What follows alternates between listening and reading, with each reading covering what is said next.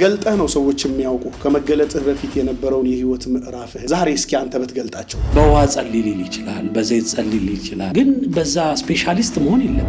ፋስት ፉድ አይነት ነገር ነውና በመጠበቁ ስለደከሙ ሰዎች የሆነ ነገር በለንና ራሳቸውንም አዋርደው እግዚአብሔርንም አዋርደው መክበር ነው የሚፈልጉት። በዚህ ዘመን ነብይ ለመሆን መሀይምን ብቻ በቂ ነው የሚል አንድ የተስፋፋ ያለውን ሐሳብ በዛው መታው። ጠንቋይ የሆኑ 2-3 ሰዎች ቤት ዘግተው የሚጠነቁሉ ሰዎች ነፃ ወጡ። በዚህ ዘመን ቢወገዱ ከነቢያት አገልግሎቶች ውስጥ የምትላቸውን ጥቂት ነጥቦች። 2 ጽንፍ ምድራችን ተከፍላለች ብዬ አስባለሁ። የመጀመሪያው ጭራሽ በቃ ምንም አይነት ጸሎት ምንም አይነት ነብይ የማይቀበል፣ ዳኛው ደግሞ በቃ ምንም አይነት ነገር ቢፈጠር ደግሞ እቀበላለሁ።